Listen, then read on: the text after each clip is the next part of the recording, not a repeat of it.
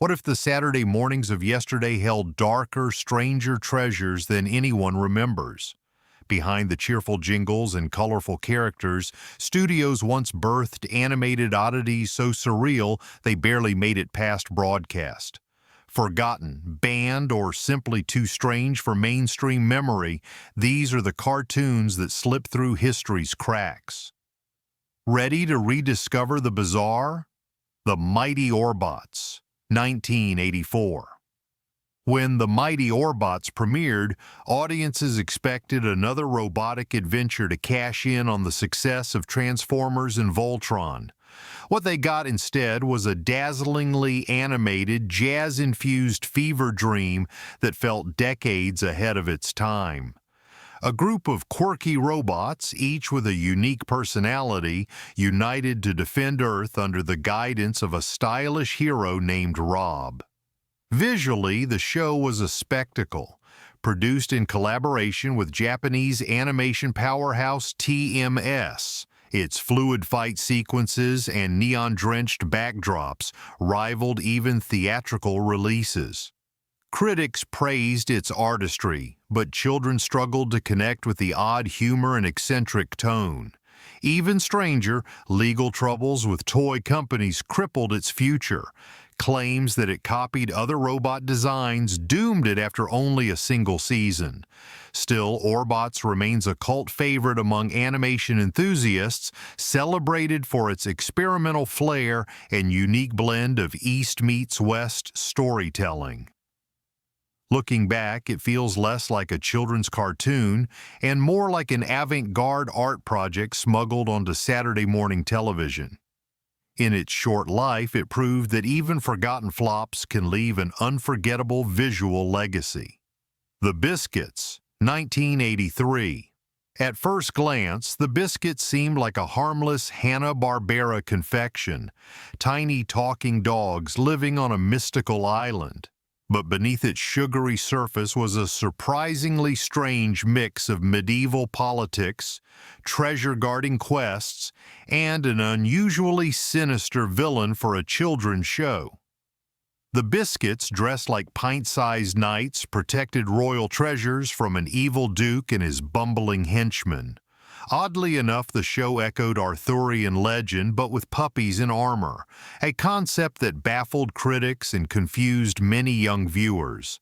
The darker tones, including plots about greed, betrayal, and loss, clashed with the otherwise cutesy animation style. Its cancellation after one season was blamed on poor ratings, yet whispers circulated that the premise was simply too bizarre to market. How do you sell plush toys of heroic sword-wielding puppies to preschoolers without terrifying parents? Today, the show has a strange afterlife online where clips surface as nostalgic curiosities. For some, the Biskitts represents Hanna-Barbera's bold willingness to experiment. For others, it's a forgotten misstep. Too weird to succeed, too unique to fully disappear. In many ways, it's the ultimate definition of a bizarre vintage cartoon. Turbo Teen, 1984. Few cartoons are as legendary, or as unintentionally hilarious, as Turbo Teen. The premise alone feels ripped from a fevered comic book parody. A teenage boy gains the power to transform into a sports car whenever exposed to extreme heat. Ice or cold, naturally, turns him back into a human. Intended to merge superhero fantasy with car culture, the show delivered bizarre transformation sequences where limbs stretched into tires and faces contorted into grills. Animation that unsettled as often as it entertained. Despite the weirdness, ABC promoted it heavily, pairing it with popular shows, but audiences weren't buying it. Critics ridiculed the body horror-like visuals, while kids often watched with nervous laughter rather than awe. Ratings crashed and the show was canceled after 13 surreal episodes. And yet, like many failed experiments, Turbo Teen lives on in cult memory. It pops up in parodies, late-night comedy shows, and YouTube compilations of cartoons too weird to exist. Perhaps that's its true legacy, not as a successful show, but as an unforgettable artifact of an era where no idea was too outlandish to animate. Cops, 1988. Long before the reality TV show of the same name, Cops, later retitled Cyber Cops, hit the airwaves as one of the strangest Law and Order cartoons ever conceived. Set in the year 2020, ironically now in our past, it featured a futuristic police squad armed with cybernetic enhancements battling outlandish criminals in Empire City. The show leaned heavily into sci-fi noir aesthetics. Its characters were not simple archetypes, but men and women with implanted technology, grappling with their humanity. The lead, Bulletproof, literally had a torso reinforced with cybernetics after nearly dying in the line of duty.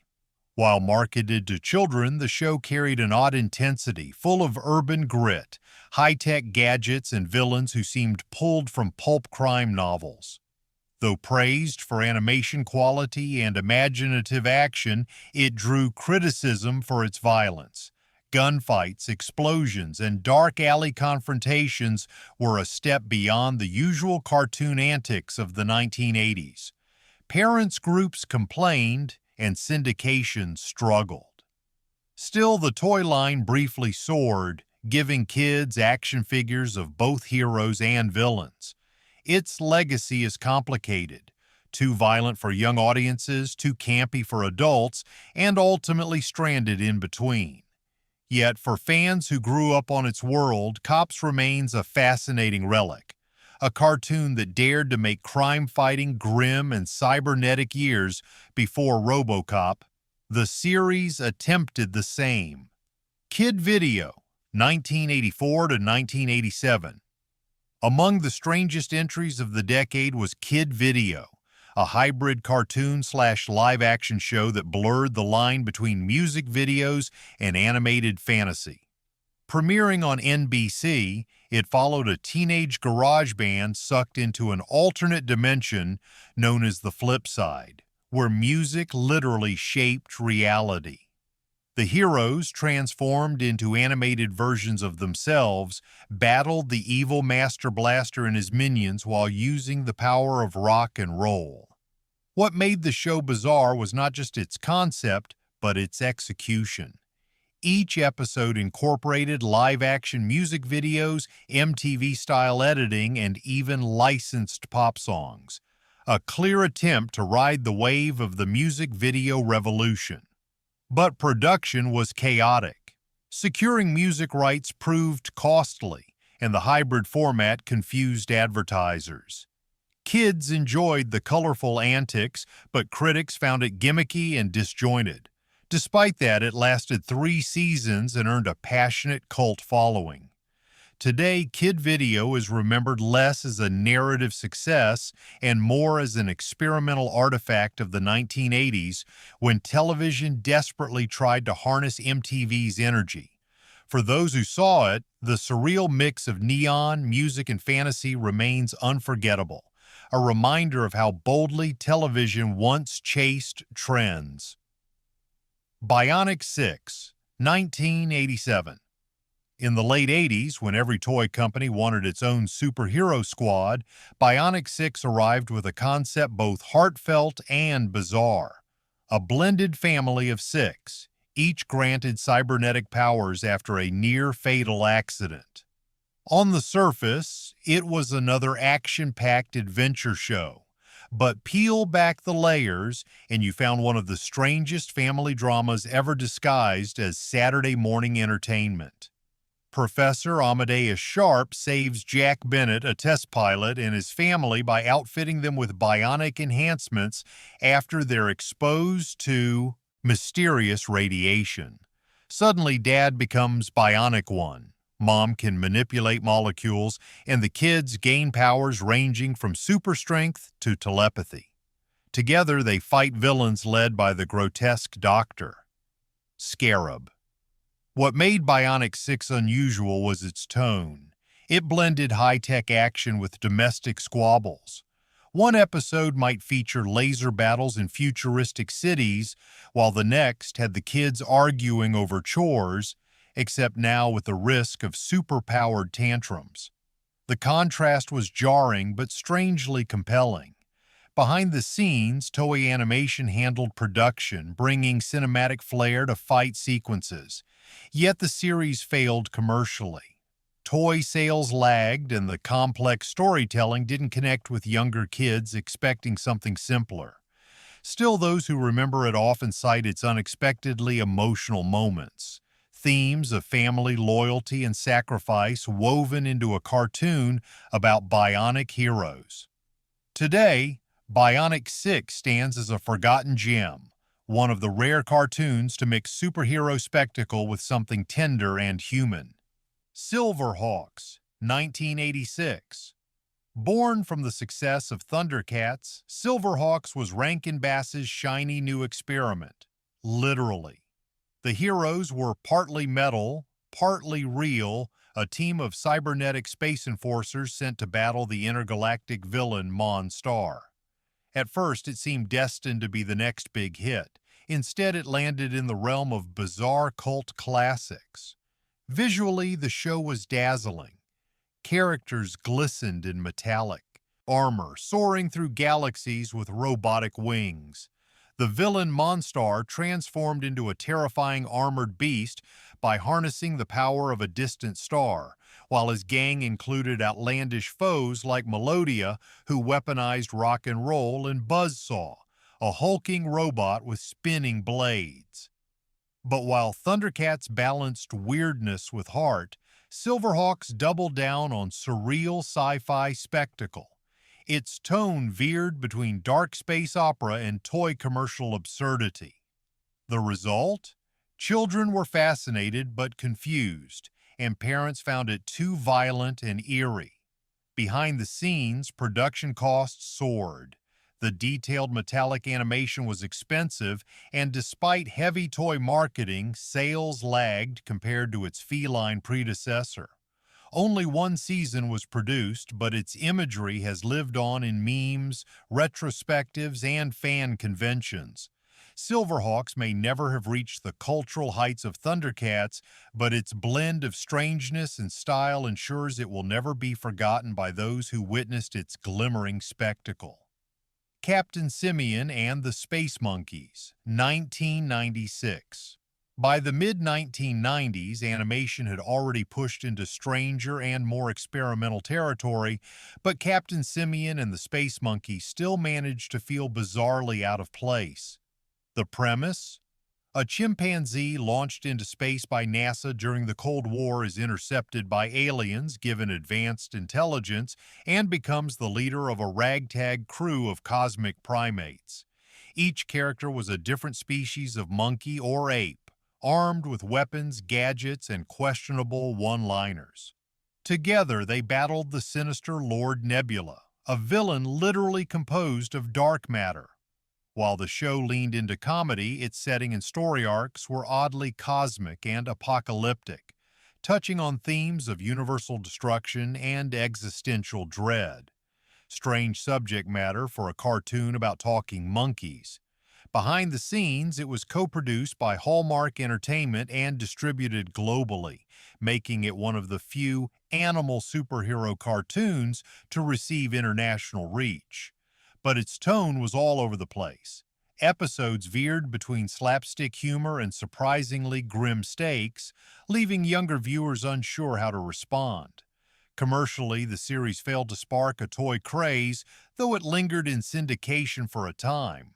In hindsight, its surreal mix of Cold War paranoia, sci-fi mythology, and monkey antics created something wholly unique.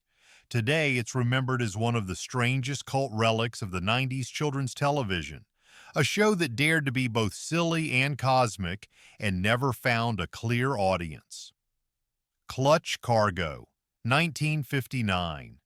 If ever there was a vintage cartoon that defined bizarre, Clutch Cargo takes the crown.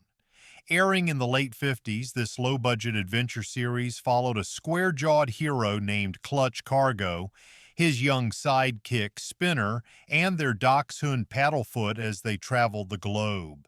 So far, so normal. But the real oddity was its animation, or lack thereof. Due to budget constraints, the studio employed a technique called synchrovox, which superimposed live-action human mouths onto otherwise static drawings. The result was deeply unsettling. Characters had frozen faces with real lips moving awkwardly, creating a surreal, almost nightmarish effect. At the time, producers pitched it as innovative, but children and parents alike found it strange, even eerie. Despite its awkward presentation, Clutch Cargo was syndicated widely, filling cheap airtime slots for years. Behind the scenes, the creators insisted it was meant to push animation into new realms, but it became more of a curiosity than a revolution. Today, clips circulate online as comedy gold, mocked for their uncanny visuals. Yet, in its strangeness, Clutch Cargo proved something important, that even flawed experiments leave their mark. Its technique would later be parodied by shows like Conan O'Brien and South Park, cementing its legacy as one of the weirdest, most unintentionally hilarious cartoons in television history. The New Adventures of Mighty Mouse, 1987 to 1988. Mighty Mouse was a beloved Golden Age hero, but when Ralph Bakshi resurrected him in the late 80s, things got strange. The New Adventures of Mighty Mouse ditched the straightforward superhero antics of earlier decades in favor of wild, surreal, and often controversial humor. Think Looney Tunes on hallucinogens mixed with social satire. Bakshi, known for pushing boundaries, gave his animators almost total creative freedom. Episodes leaned heavily on surreal gags, bizarre dream sequences, and biting parody. Some critics praised its daring artistry, but others were horrified. One infamous controversy nearly destroyed the show when watchdog groups accused an episode of depicting Mighty Mouse snorting cocaine. In reality, he sniffed a crushed flower. Despite critical acclaim, the backlash was fierce. Networks balked, parents complained, and advertisers pulled support. After just 2 seasons, the show was canceled, yet it left behind a cult following among animation fans who admired its boldness. Looking back, it's clear that the New Adventures of Mighty Mouse wasn't just bizarre, it was revolutionary. It inspired an entire generation of animators, many of whom would go on to create Ren and Stimpy, Animaniacs, and other irreverent classics. For better or worse, this short-lived revival reshaped what cartoons could be: strange, satirical, and unapologetically bold. Fantastic Max, 1988 to 1990. On the surface, Fantastic Max looked like a charming children's cartoon, a baby with a bottle-shaped rocket and a ragtag group of companions embarking on space adventures. But dig deeper and you'll find one of the oddest tonal mixes of any animated series of its time. The baby Max spoke in full sentences with a wisecracking attitude, accompanied by FX, a clay-like alien, and A-B-Sitter, a robotic babysitter. The trio explored outer space, encountering strange planets and even stranger alien societies. While it was meant to be humorous, episodes often veered into darker or surprisingly philosophical territory, with themes of abandonment, morality, and the dangers of technology. Behind the scenes, the show was co-produced by Hanna-Barbera and Cosgrove Hall, giving it an unusual blend of American and British humor. The animation was colorful but sometimes unsettling, with aliens that looked more grotesque than playful. Critics were divided. Some praised its imagination, while others found it confusing and mismatched for its target audience. Though it never became a mainstream hit, Fantastic Max has a loyal cult following, especially in the UK. For those who grew up watching, its surreal mix of baby comedy and space odyssey remains one of the strangest experiments in Saturday morning history. The Snorks, 1984 to 1989, forever remembered as Hanna-Barbera's attempt to replicate the Smurfs' success, the Snorks took viewers underwater to a world of tiny, colorful creatures with snorkel-like appendages on their heads. On the surface, it seemed harmless, even cute. But what made it bizarre was how hard it leaned into its aquatic gimmick, creating a universe equal parts whimsical and unsettling. The Snorks lived in Snorkland, an underwater society mirroring human culture but with strange aquatic twists. Bubble-powered cars, kelp-based architecture, and bizarre slang. While the show carried lighthearted messages about friendship and teamwork, its execution often felt like a fever dream. Critics accused it of being derivative, while others noted its eerie tone. Despite being marketed to kids, its oceanic setting occasionally leaned into murky, mysterious imagery. Behind the scenes, Hanna-Barbera pushed the Snorks as the next merchandising giant with toys, books, and even cereals. But the characters never quite captured the magic of their blue mushroom-dwelling cousins. Ratings slipped, and the show quietly ended after 4 seasons. In retrospect, the Snorks represents both the brilliance and desperation of 1980s animation. It was ambitious in world-building, yet bizarre in execution, forever remembered as a quirky, slightly offbeat footnote in Saturday morning history. From metallic heroes to talking chimps and underwater oddities, these forgotten cartoons remind us that animation has never been afraid to get weird. Some dazzled, some failed, but all left their mark on history.